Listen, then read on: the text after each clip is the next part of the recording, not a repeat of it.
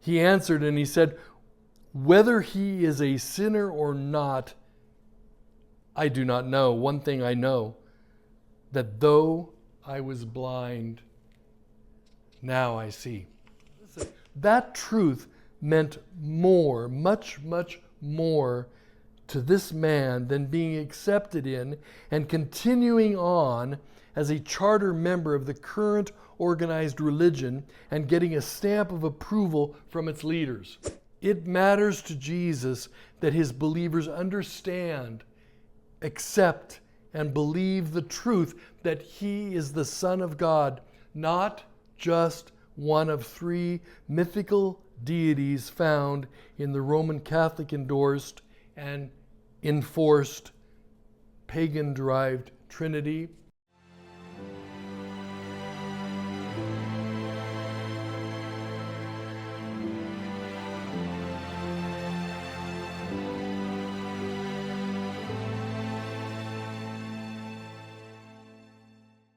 You know, if you're at all like me, I would imagine that there have been many times in your lifetime when you have been sharing something important with someone and had them say, and it's usually at the end of your little disclosure or discourse, you've had them say, yes,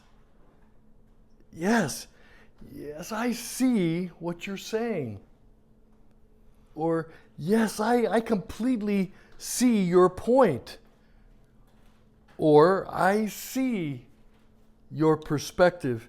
You see, including those two little words, I see, well, it's a strong indication that those people are choosing to engage in what is commonly referred to as active listening.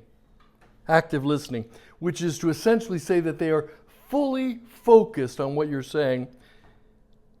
They are not allowing distractions to interfere. They are fully present.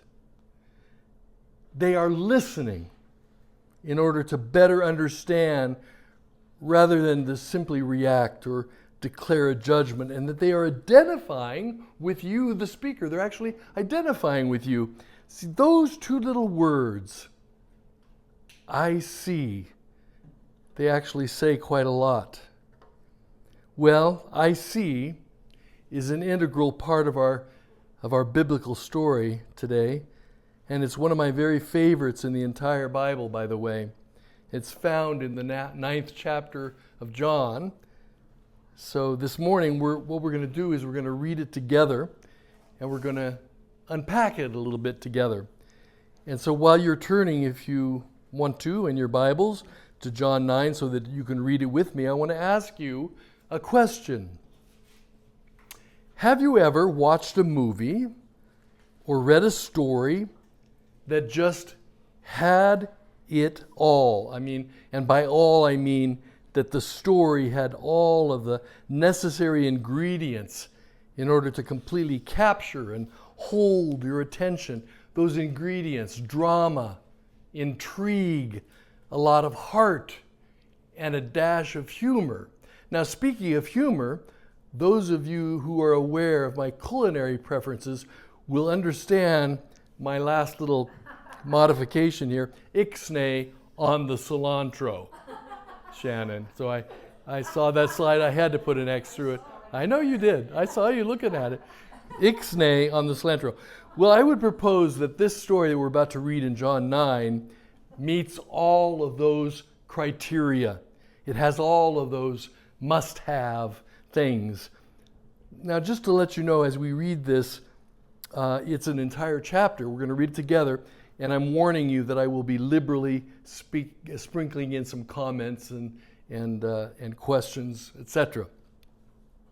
So, John 9.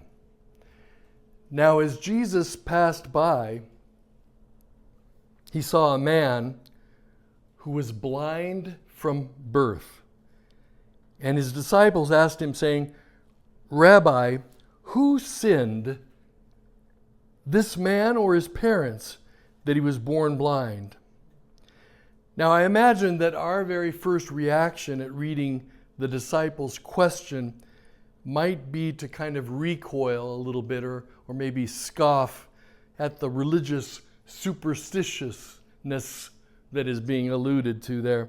But maybe we should just hold our horses a tiny bit, because there is some hidden truth found in that question.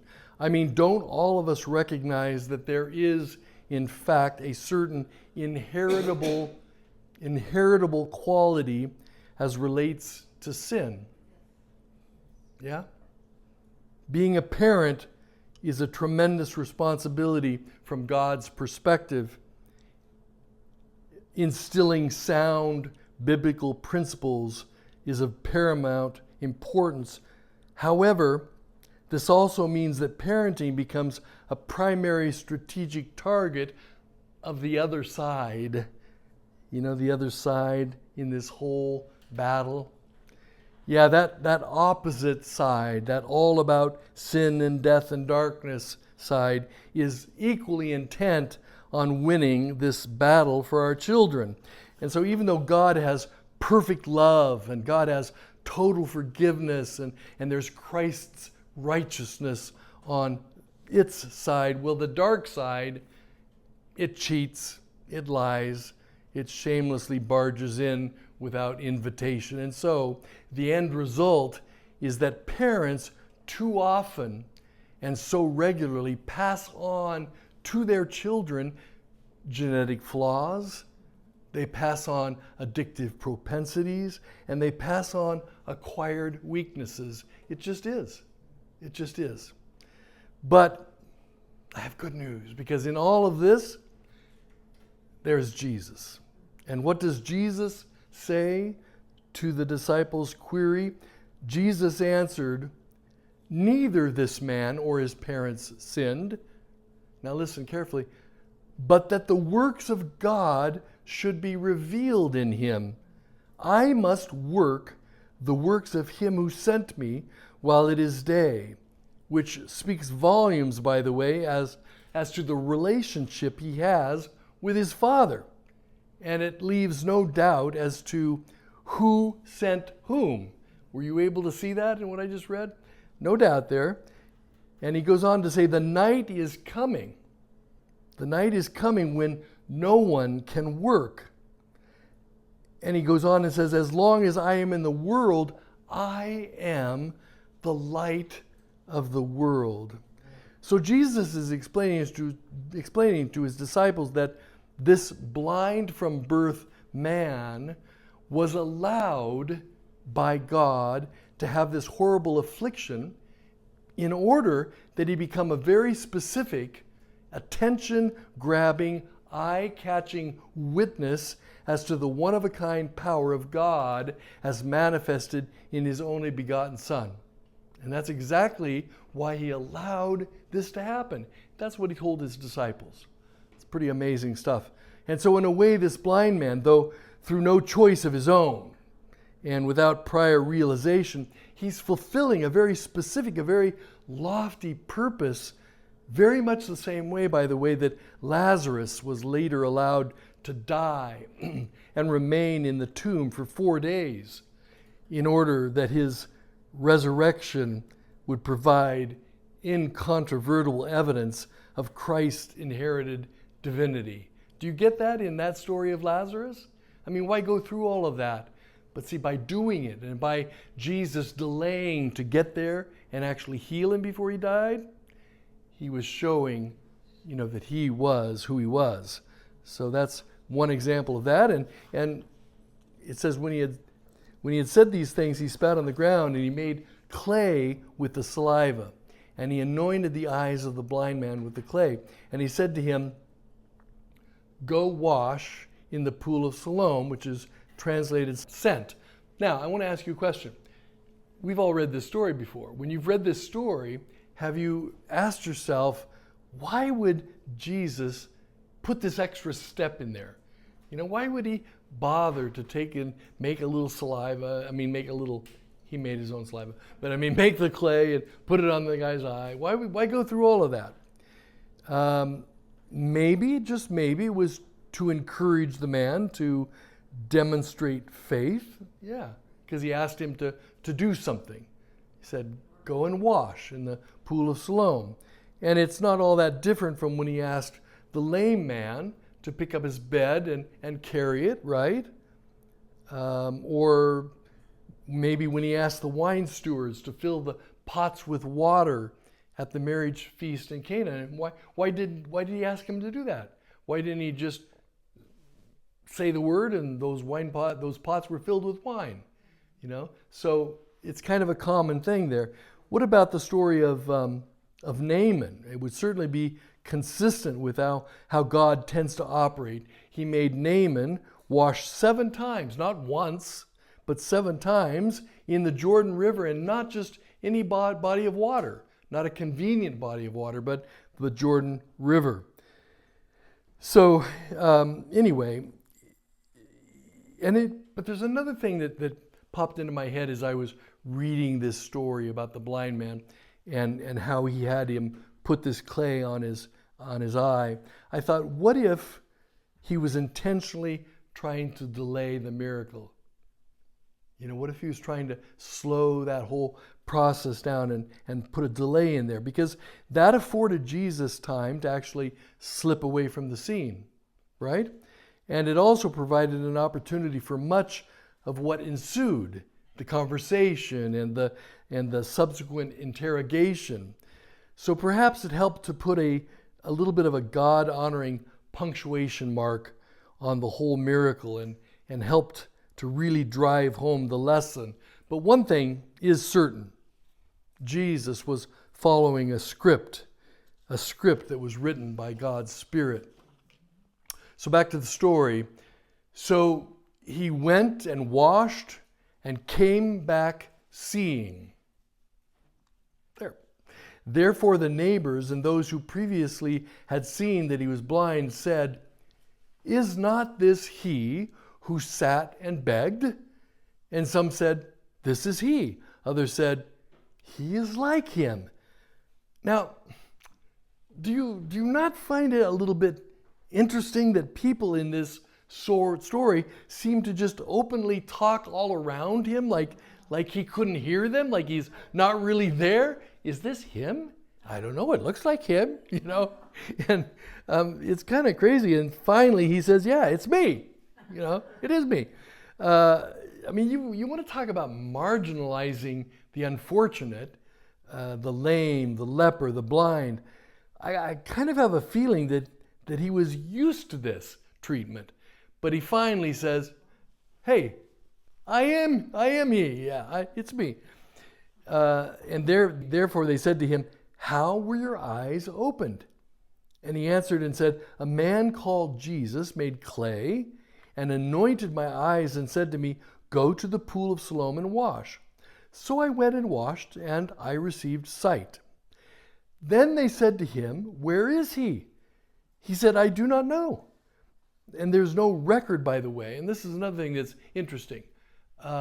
Absolutely no record that these people that were gathered around him started congratulating him, gave him any hugs, said, you know, any high fives, said, "Oh, I'm so excited that you got your sight back. Oh, wow, wow." No praise God and his precious and only begotten Son who performed this amazing miracle. There was none of that. None of that. So this might be a really good time to tell you that the main point of this story is not about physical blindness being healed. It's not. It is about spiritual blindness remaining unhealed. Amen. That's what this story is all about. In fact, that's so important that you understand that I'm going to say it again. It's not about physical blindness being healed. It's about spiritual blindness remaining unhealed. And so this is where the story takes a very interesting turn, because they brought him I'm reading now back in John, they brought him who formerly was blind to the Pharisees. Now it was a Sabbath. Uh-oh.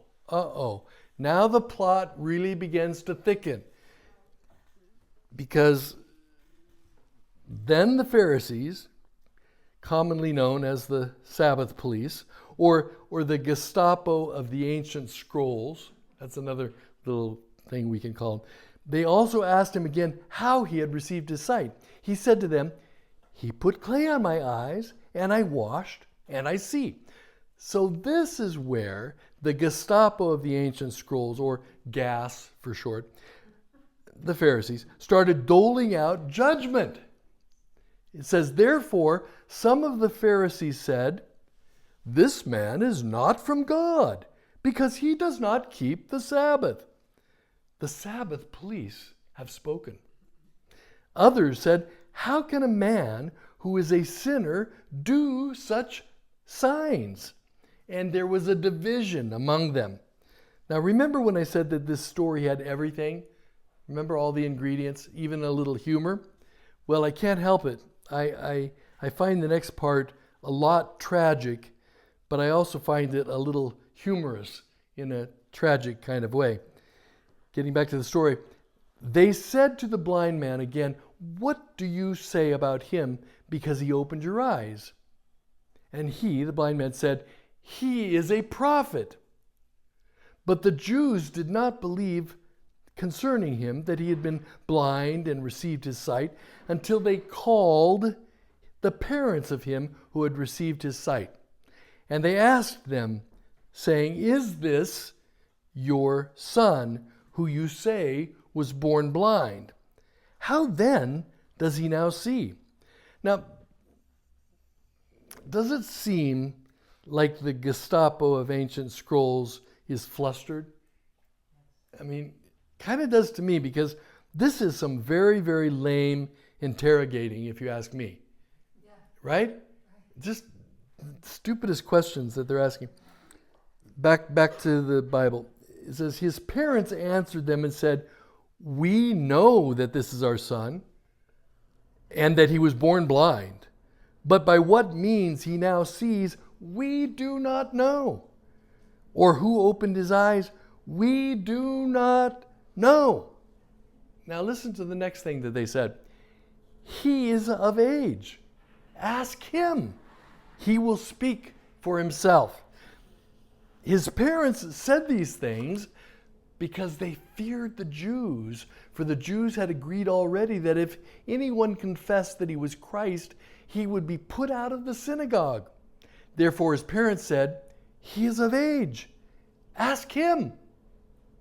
And I have to just say, et voila. Do you realize that his parents just offered us yet another example of people, listen, who are more afraid of losing their cherished membership in a man-controlled organization than speaking or living the truth. Did you hear that? Do you ever see that? And this is a very, I put the word propitious. I like that word. It's a propitious time to say just a word or two about the parents in this story. I mean, especially since today we are celebrating National Parents' Day. You see, the truth is that the fact of conception, I'm talking about in general terms, the fact of conception is not always a meticulous preparation or a result of diligent planning. In these modern times, it is way too often a result of pharmaceutical negligence or imperfect timing or abysmal discipline. Are you with me? But from God's perspective, it is always a gift. It is always a gift. And one cannot help but notice from this story that the parents of the once and for always but now healed blind man seem to be way, way, way too concerned, in fact, inordinately concerned about the judgment of the Jewish religious leaders, while sadly, their son's healing seems to fall much lower on their list of priorities. Back to the biblical account. So they again called the man who was blind and said to him, "Give God the glory. we know this man, and they're referring to Jesus, is a sinner. Now, obviously, the Jewish religious leaders are in a bit of a pickle right here. They can't deny the miracle. There's way too many witnesses. And of course, the once blind, now seeing man himself is standing right there verifying the amazing act. But they are steadfast. Oh yeah. They are steadfast in refusing to give Jesus the credit, much less acknowledge that Jesus is God's Son, as he is claiming. Isn't that right? And so at this point in the story, the Pharisees they're attempting a sleight of hand, a deflection, if you will. They know better than to try and claim that this miracle had nothing to do with God. That would never fly when so many can attest to the total blindness of the man, and more than a few are witness to the actual miracle. So instead, they acknowledge that only God could have cured the blindness, but through not so subtle words of deflection, they are both refusing to give any credit to Jesus and hoping to actually draw attention completely away from him.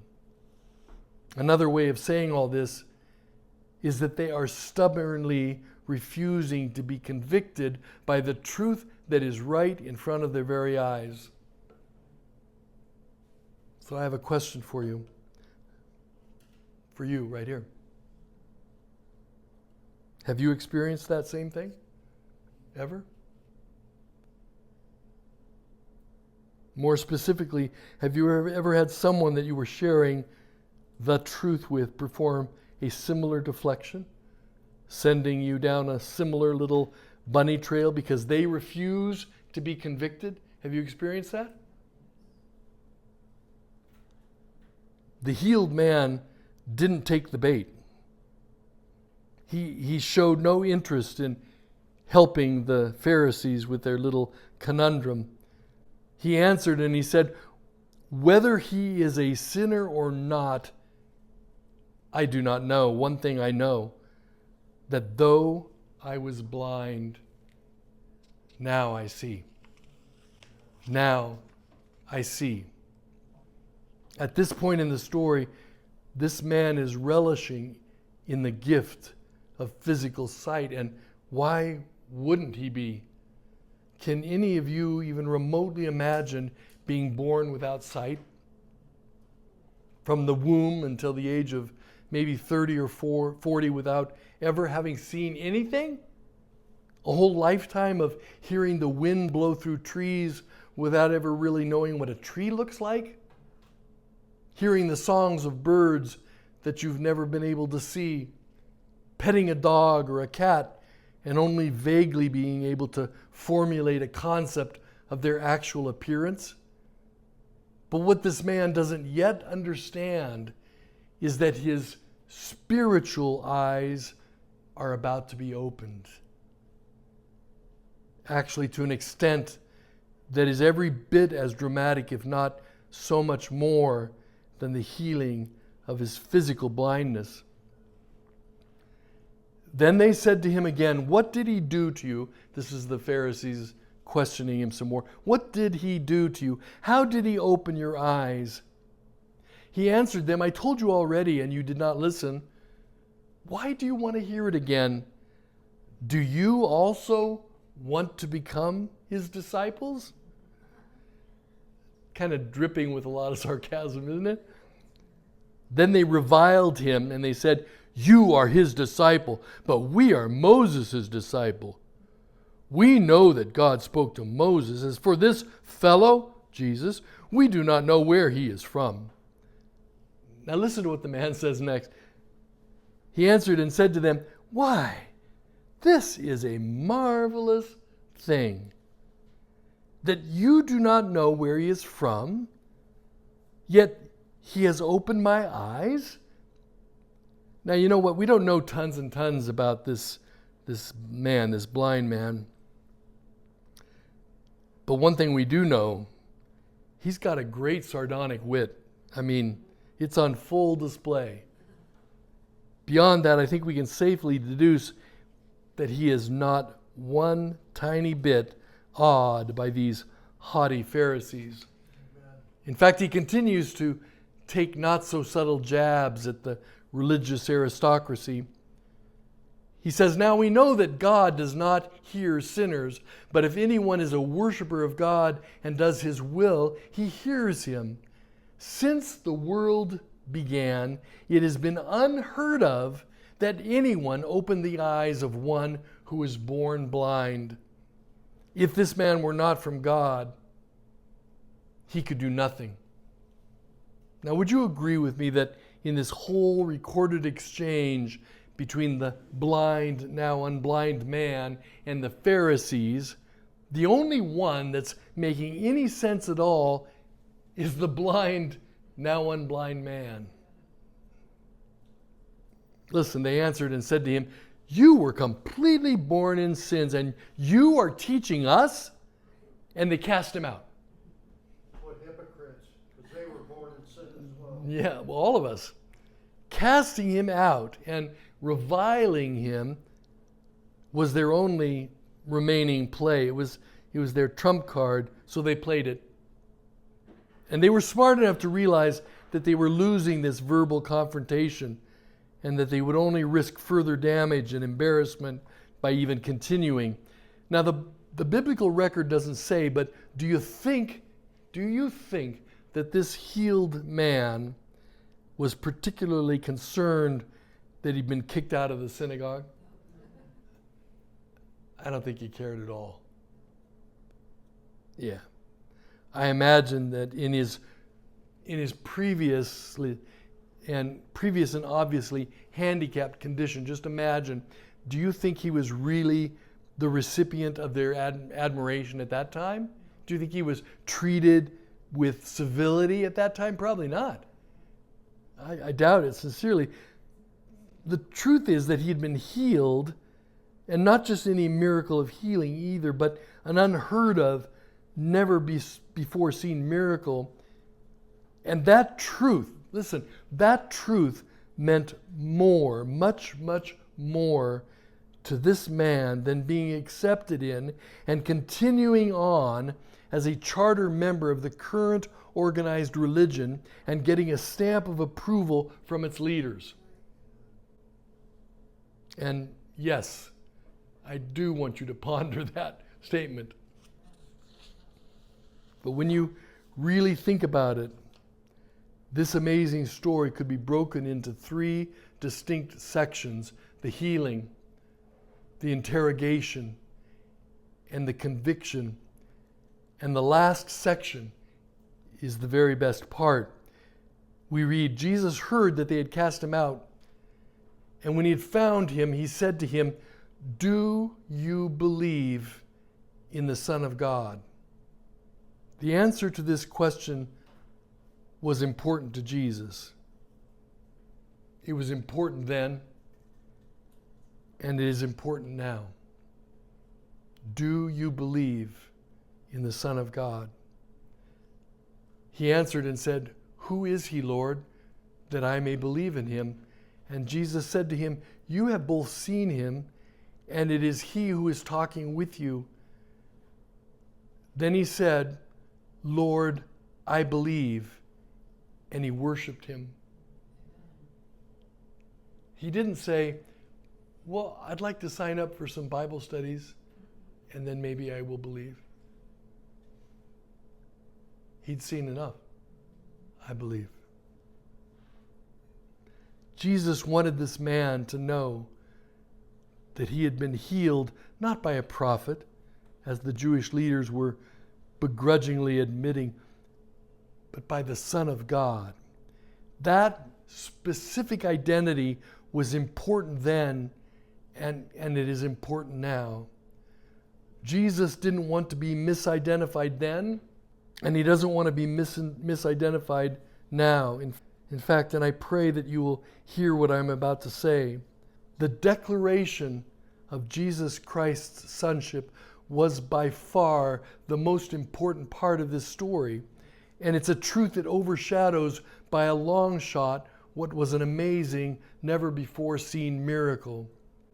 It matters to Jesus that his believers understand, accept, and believe the truth that he is the Son of God, not just one of three mythical deities found in the Roman Catholic endorsed and enforced pagan-derived Trinity. And yes, I had to say that.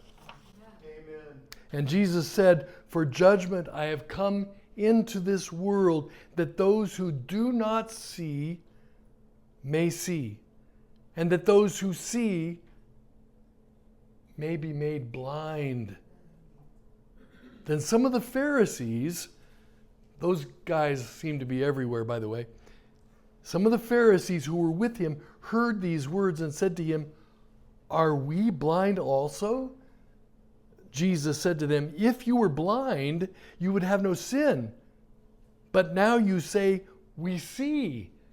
Therefore, your sin remains." It's not a sin to be blind and not claim to see. It's a sin to see and not see, is what he's saying. However you might parse all these words, however you might choose to dice up and analyze this whole John 9 story, what I hope that you will see is that the real plot line is this: Jesus is truth. He's truth, but not just any kind of truth. He's a polarizing truth. Do you know what I mean by that? He's polarizing. He makes you decide how much you really believe in him. He doesn't just accept halfway belief. So in the interrogation part of this story, after the miracle, and when being questioned by the Pharisees, the blind, now unblind man says about Jesus, he says he's a prophet. And so he correctly recognizes and identifies divine power. I mean, that part's correct. Through the amazing miracle, Jesus has already revealed that to this man. But Jesus isn't done, and the story isn't over. Jesus once again seeks out the blind, now unblind man, post-Pharisaical interrogation. So, we're almost done. But before I finish, I want you to allow me just a little, I can't stop myself from pondering, detour. See, during the interrogation, the blind, now unblind man is looking at some of the very first faces he's ever seen. Isn't that right?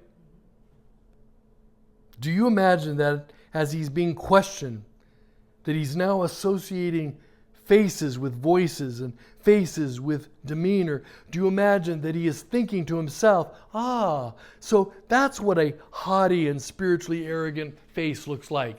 Do you think he's doing that? That's what I think he's doing. And if that is true, and I rather imagine it is, don't you believe that when he sees the face of his healer, the face of Jesus for the very first time, that he thinks, now that is the face of love. That is the face of healing. That is the face of forgiveness and the face of salvation. Jesus seeks out this second meeting not so that he might receive words of gratitude, not to garner credit that is naturally his due, but only because he wants to save this man and save him not from a continued life of blindness, but for all eternity. And so Jesus asks the man one question that has everything to do with this man's salvation, and it has everything to do with our salvation. Do you believe in the Son of God? My dear friends, don't let anyone tell you otherwise, because it matters that you understand who Jesus is, and that he is the Son of God, and that he can make you see. Amen.